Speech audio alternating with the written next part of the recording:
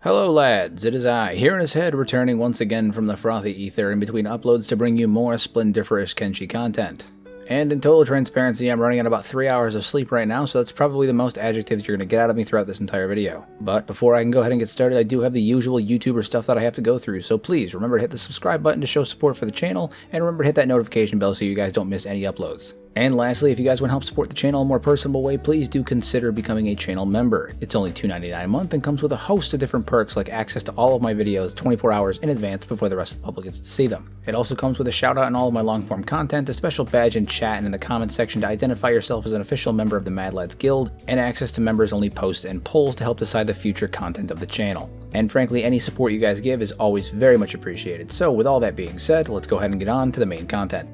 You see, a couple days ago while I was live streaming, user Mitch Mitcho asked me a question that happened to prompt a brand new theory. A theory that was based and rooted entirely around a single item description that I remember from years prior. So naturally, I went ahead and started crafting a theory based around this quote answering Mitch's question. And so naturally, as I do during all of my videos, I was going around collecting receipts and screenshots that I can use to thoroughly justify my points and reasoning during my theory.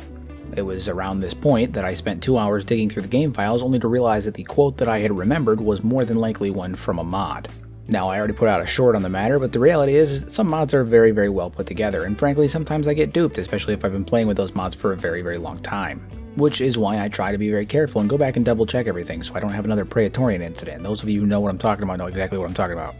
And so unfortunately, while I don't have the concrete evidence that I thought I had that would have turned this simple idea into something far more probable, I still do think that there is a justifiable case to talk about it. Because even though this is now just a theory and has almost no actual in-game evidence to support the idea, so do keep that in mind, it would go ahead to answer why the skeletons were seemingly built with such a large design flaw, forcing them to reset or experience CPU bloat, eventually leading to insanity. And while I have talked about CPU bloating and CPU resets multiple times on the channel across several videos, I will go ahead and take a moment to restate exactly what it is we know about the CPU problems that the skeletons face and why they are forced to reset, but not in the way that maybe they talk about in-game.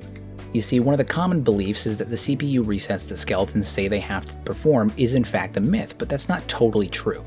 The idea that the CPU resets are a myth come from the idea that the skeletons lose their memories when they reset. And this memory loss is actually just a myth that's been perpetuated by the skeletons as a means of covering up their crimes in the past, being that of the first extinction. However, that does not necessarily mean that the CPU resets themselves are a myth. In fact, there are several lines of dialogue from player characters and NPCs alike that do suggest that the CPU resets are a very real thing that needs to be done to prevent errors and glitches in their systems that lead to an inevitable insanity. And that insanity is simply the byproduct of the fact that the skeletons have no way of exporting any of the emotional data that they experience. Because we do have to remember that at the end of the day they are computers, and all of their feelings, their emotions, their processes are all simply data that is being compounded into a singular unit. And as machines, they have no way of getting rid of this excess data, and eventually it compounds and causes system glitches and errors, leading to an inevitable insanity. And while the resets don't necessarily remove their memories, they do in fact reset all of their skills, which unfortunately causes skeletons to repeatedly have to make the choice to abandon all of the things that make them unique individuals, all of the skills and traits they've spent decades, if not hundreds of years perfecting, in order to maintain some semblance of self. While the alternative is hanging on to those skills, but eventually breaking down and becoming radically obsessed with a singular idea. And it's actually for this exact reason that the skeletons that have the highest stats, such as the Armor King, Elder, Tin Fist, or Catlon, all show very clear signs of mental instability, because rather than resetting and losing all of the things that make them them, they hung on to the things that make them unique and qualified for their particular positions for millennia, and eventually that data compounded and causes massive CPU bloats, leading to paranoia, insanity, and obsession.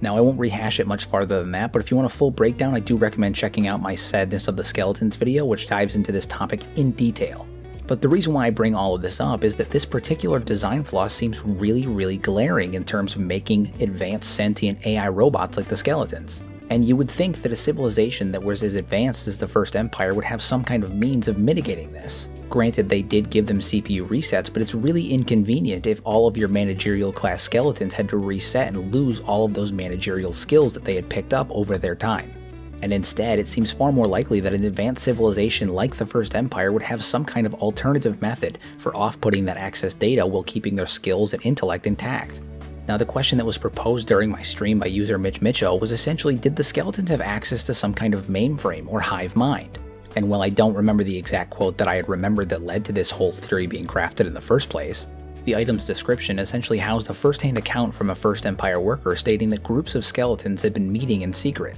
and he was reporting this to his superiors, stating that while they had not been verbally talking, they were all just standing there, as if exchanging data, unspokenly. And while I have stressed several points throughout the course of this video that this quote is absolutely non-canon and should not be taken with any form of legitimacy at all, it does introduce an interesting idea when applied to the canon. You see, in the current canon of Kenshi, we know that the skeletons do not have access to any kind of mainframe or hive mind, and we know this because the skeleton characters still choose to audibly talk to each other rather than exchanging any kind of data through a hive mind. However, the presence or existence of a former mainframe or hive mind could explain several things about the skeletons that we have been previously unable to completely discern. For one, they would no longer have to deal with the issue of CPU bloating, as any errors could essentially be pulled out by the mainframe in wireless updates, acting essentially as a cloud system that repairs their data without affecting their skills or their personalities.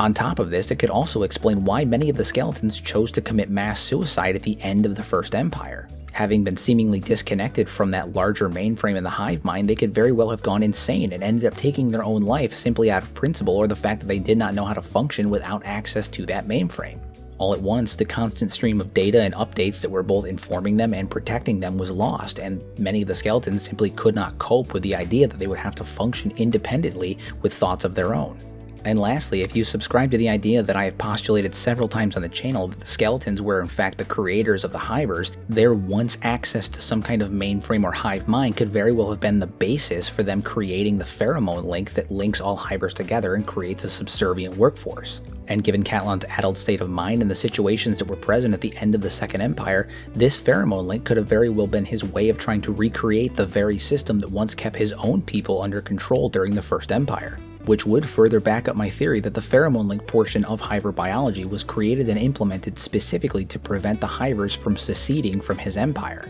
And it kind of makes sense when you consider that Catlan learned very little from the fall of the First Empire. In fact, many of the mistakes that befell the Second were recreations of the very things that him and his kind had rebelled for in the first place, as well as the crimes that they had committed that he was trying to make up for in creating the Second Empire. So in summation, we know that the skeletons don't have access to any kind of mainframe or hive mind presently on Kenshi. In fact, they probably haven't had access to anything like that since the fall of the First Empire.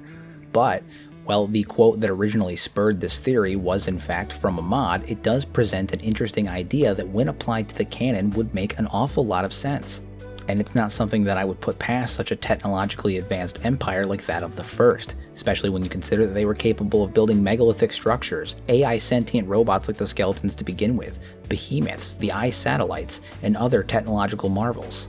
In fact, even in our own modern age, most computers and electronics are all connected through some kind of cloud system, all sharing data and helping to update them and prevent them from becoming obsolete. And so, when you consider all of that, it seems very likely that at one point the skeletons were part of some kind of cloud or hive mind or mainframe-like system that prevented them from becoming obsolete, stripped out unusable aired data, and perhaps maybe even acted as a methodology for keeping the skeletons in line until they were either able to overcome the system or maybe even turn the system against the First Empire. But what we do know for certain is that if there was a mainframe present during the First Empire, it most definitely fell when the Empire fell. And it's that fall of the mainframe that could very well explain why the skeletons of Kenshi seem so inherently flawed from the ground up. Because the reality is they were never meant to operate for such long periods of time without any kind of backup from the mainframe. And so, in a poetically ironic way, in destroying the First Empire, while the skeletons were trying to free themselves from oppression, ended up locking themselves in an inescapable cage of paranoia and insanity where they are consistently forced to choose between resetting their skills and individuality or going insane while tightly clinging on to the scraps of the things that make them unique. However, despite all of this, we don't have any chance of knowing for certain whether or not there was a hive mind or a mainframe present during the First Empire until at least Kenshi 2 comes out, and even then we may not get a concrete answer. But it is still a very interesting idea to postulate, and so again, thank you to user Mitch Mitcho for asking me that question on my live stream. And if you guys want to join the live stream and ask me questions in real time and listen to me create theories and talk about Kenshi lore in real time, I try to announce 2 or 3 days in advance on my community page when I will be live streaming. I don't have a concrete schedule right now, or else I'd give you that, but right now my life is kind of up in the air, so once I'm able to create a concrete schedule, I will let you guys know. But as of right now, just try to keep an eye out. Community page 2 or 3 days in advance, I try to announce when I'll be live streaming. And thank you for everybody for just sitting down and listening to me talk once again about Kenshi lore. I appreciate all of your guys' continued support. Remember to use your powers for good instead of evil, make a difference in someone's life, and do remember, it wasn't Rhinobot's fault. He didn't know throwing kids in cages was bad. I guess.